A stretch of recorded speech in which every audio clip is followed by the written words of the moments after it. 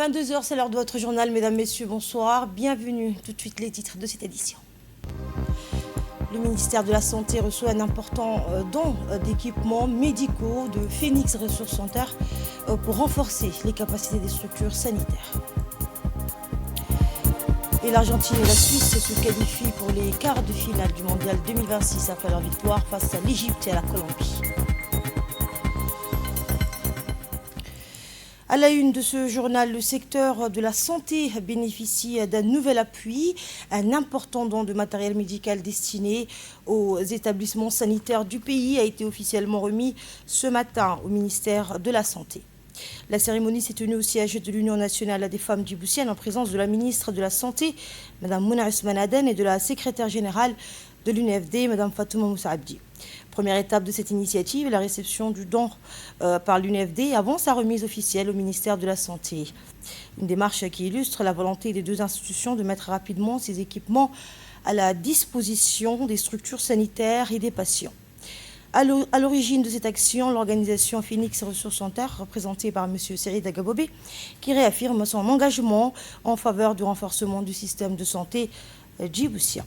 Le don comprend notamment des épurateurs d'air destinés au bloc opératoire. Ces équipements permettent d'améliorer la qualité de l'air dans les salles d'intervention et de réduire les risques d'infection, contribuant ainsi à une meilleure sécurité des patients. Il comprend également des lits d'accouchement de dernière génération qui offriront aux femmes djiboutiennes de meilleures conditions de prise en charge lors de la naissance. Prenant la parole, le représentant de l'ONG a placé cette cérémonie sous le signe de la gratitude, remerciant Dieu, le président de la République et la première dame et présidente de l'UNFD pour leur engagement en faveur de la santé, ainsi que l'association Phoenix Resource Center pour son appui à l'acheminement d'équipements. Eh bien, le représentant de l'ONG a indiqué ainsi que l'association Phoenix Ressources pour son appui à l'acheminement d'équipements médicaux essentiels aux hôpitaux de Djibouti. Prenant la parole, la représentante de l'Union nationale des femmes djiboutiennes a exprimé sa gratitude à l'ONG Phoenix Resource Center et à son représentant à Djibouti, M. Seri Dagabobé, saluant leur engagement en faveur des populations vulnérables. Elle a souligné que ce nouveau don d'équipements médicaux contribuera à renforcer les capacités des établissements de santé et a mis en avant le rôle essentiel de la diaspora djiboutienne dans l'accompagnement des efforts de développement, notamment dans le secteur de la santé. Et à son tour, la ministre de la Santé a remercié la secrétaire générale de l'UNFD pour son accueil et l'organisation de cette cérémonie, avant de rendre hommage à la première dame de la République, présidente de l'UNFD, pour son engagement constant en faveur de la solidarité et du bien-être des populations. Elle a également salué l'ONG Phoenix Resource Center et la diaspora djiboutienne pour leur soutien au système de santé national. Évoquant ce premier lot d'équipements médicaux, la ministre a annoncé qu'il serait suivi d'autres livraisons et répartis dans les structures sanitaires du pays avec une attention particulière portée aux régions de l'intérieur. Et elle a enfin souligné que cette initiative illustre la solidité du partenariat entre les pouvoirs publics, la société civile et la diaspora, et ce au service du renforcement du système de santé. Après ce geste de solidarité en faveur du secteur de la santé, place à un autre chantier stratégique pour l'avenir du pays, celui de la transformation numérique, direction Genève, où Djibouti participe aux grands rendez-vous internationaux consacrés à l'innovation technologique et à l'intelligence artificielle. Conduite par le ministre de la Communication chargé des postes et des télécommunications, Mohamed Abdelkader Moussa, une délégation djiboutienne prend part du 7 au 11 juillet à Genève aux travaux du Forum mondial sur la société de l'information et au sommet international organisé par l'Union internationale des télécommunications. Pendant une semaine, Genève est devenue le centre de la gouvernance numérique mondiale. Plus de 2500 participants, dont une centaine de ministres, des responsables d'organisations internationales et des acteurs majeurs du secteur technologique, se réunissent pour débattre de l'avenir du numérique. Au cœur des discussions, le développement de l'intelligence artificielle, la souveraineté numérique et la réduction des inégalités d'accès aux technologies.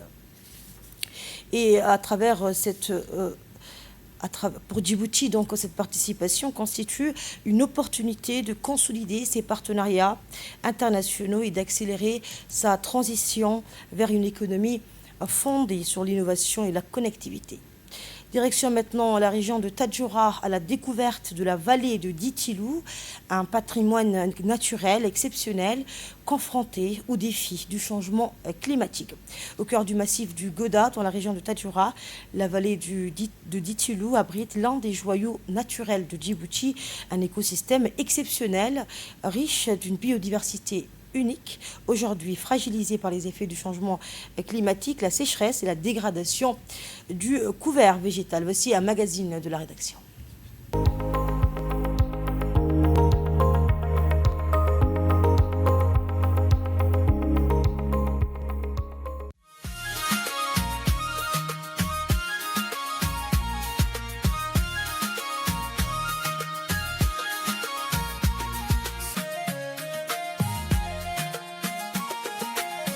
Corps du mont Goda, dans la région de Tadjoura, en République de Djibouti. La vallée de Ditilu demeure l'unique endroit du pays riche en biodiversité de son genre. La grande vallée de Doha abritait une faune et une flore exceptionnelles et se distingue par son paysage naturel unique. Il y a encore 3 décennies, Ditilu possédait un écosystème magnifique et très riche. La vallée de Doha accueillait différentes espèces animales telles que les phacochères et les frocolins, ainsi que plusieurs espèces végétales rares, notamment le phénix sylvestre, que l'on retrouve uniquement dans cette région de la République de Djibouti. Mais aujourd'hui, avec les effets du changement climatique, cet équilibre naturel est fortement menacé. La sécheresse, la dégradation de l'environnement, ainsi que la déforestation ont profondément transformé le paysage de la vallée. Malgré ces difficultés, lorsque les pluies reviennent, la nature retrouve une partie de sa splendeur et la vallée redevient verdoyante. Face à cette situation préoccupante, les habitants de la région ont décidé d'agir. Natif de la grande vallée de Doha, l'ingénieur Baragoita Saïd mène depuis plusieurs années un important travail de sensibilisation auprès de la population afin de préserver la biodiversité locale. Lorsque nous étions plus jeunes, la vallée de Ditilu possédait une biodiversité exceptionnelle. On trouvait ici plusieurs espèces animales et végétales rares que l'on ne trouve presque nulle part ailleurs dans le pays. Mais avec le temps, les effets du changement climatique, la sécheresse répétitive et la déforestation ont fortement affecté cet écosystème. Face à cette situation, nous avons décidé d'agir avec les habitants de la région. Nous organisons des campagnes de sensibilisation afin d'expliquer à la population l'importance de protéger notre environnement. Aujourd'hui, notre objectif est de préserver cette richesse naturelle pour les générations futures et de transmettre aux jeunes la culture de la protection de la nature. Aujourd'hui, plusieurs bénévoles locaux participent activement à la protection de l'environnement. Leur engagement et leur expertise contribuent notamment à la préservation de la flore régionale et à la sauvegarde du frocolin, une espèce emblématique de la vallée. La vallée de Doha, autrefois reconnue pour la présence de nombreuses espèces animales, comme les phacochères, les frocolins et plusieurs oiseaux sauvages. Aujourd'hui, malheureusement, certaines espèces deviennent de plus en plus rares à cause de la sécheresse et la destruction progressive de leur habitat naturel. Nous faisons des efforts considérables pour protéger les animaux et préserver la flore locale. Nous surveillons certaines zones sensibles et nous encourageons également les habitants à limiter la coupe abusive des arbres. Comme la faune, la vaste forêt du Ditilu subit également des conséquences du changement climatique. La sécheresse prolongée et la coupe abusive des arbres pour des besoins personnels fragilisent davantage cet environnement déjà vulnérable. Pour Dini Kamil, habitant de la grande vallée de Doha et bénévole engagé dans la protection de l'environnement, la préservation de cet héritage naturel est une responsabilité collective. Ditilu est une région exceptionnelle pour sa nature et son paysage unique.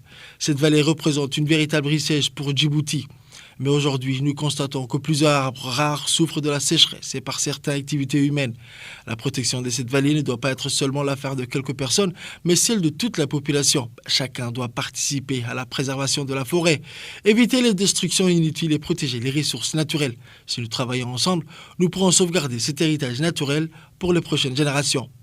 Les efforts entrepris par les habitants de la grande vallée de Doha pour préserver l'environnement et protéger la biodiversité sont salués partout dans le pays.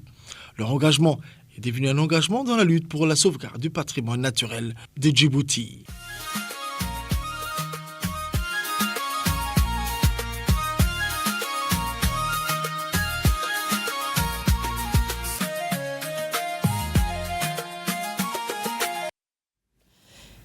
Place maintenant au développement du sport de haut niveau avec une initiative en faveur de la jeunesse et de l'émergence des talents nationaux sous l'égide du secrétariat d'État chargé des sports.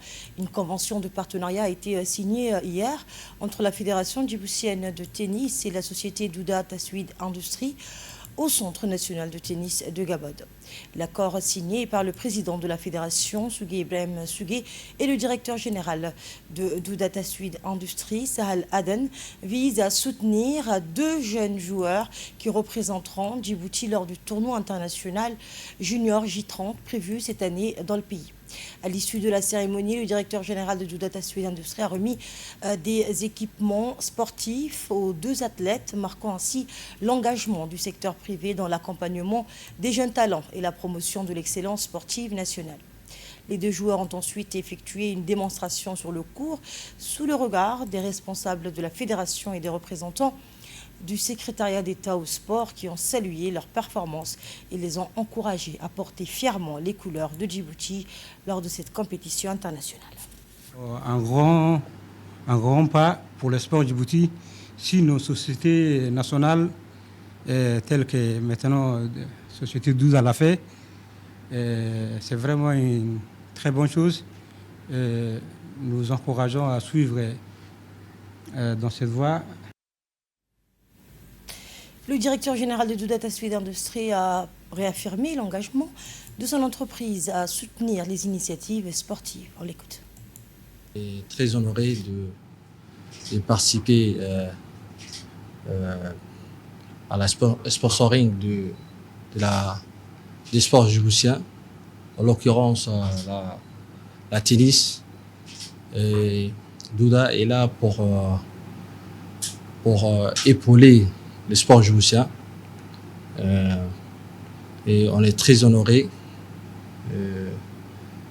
d'aider la sport djiboutien à hisser son performance, surtout à la jeunesse djiboutienne.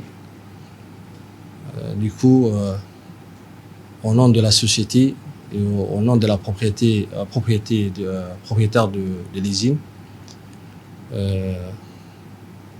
on est très content de participer à cette sponsoring.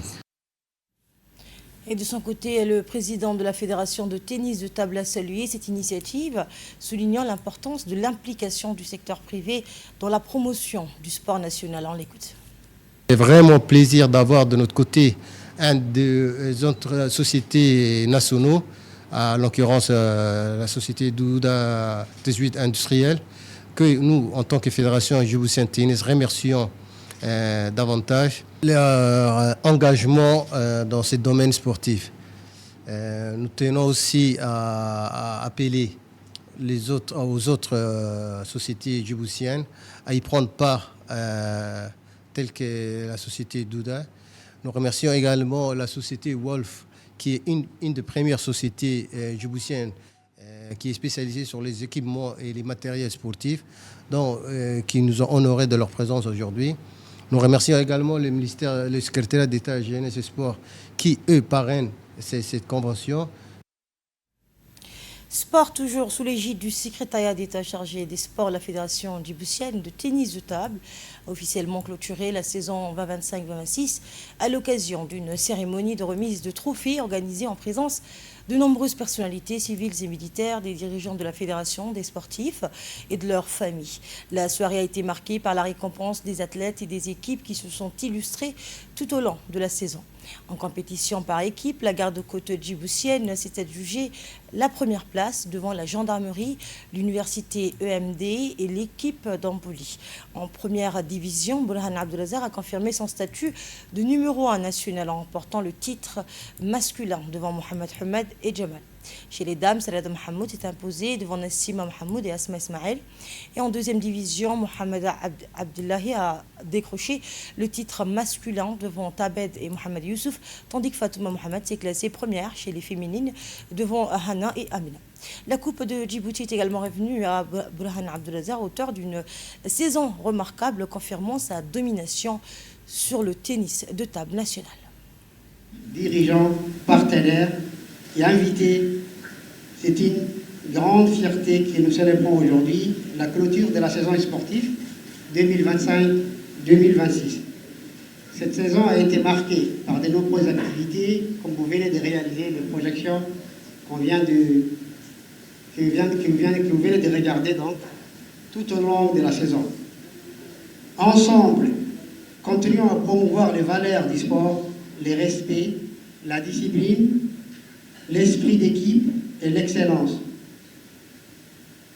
Chers bongistes, je vous remercie pour vos engagements tout au long de cette saison et vous souhaite à toutes et à tous beaucoup de succès pour la saison suivante.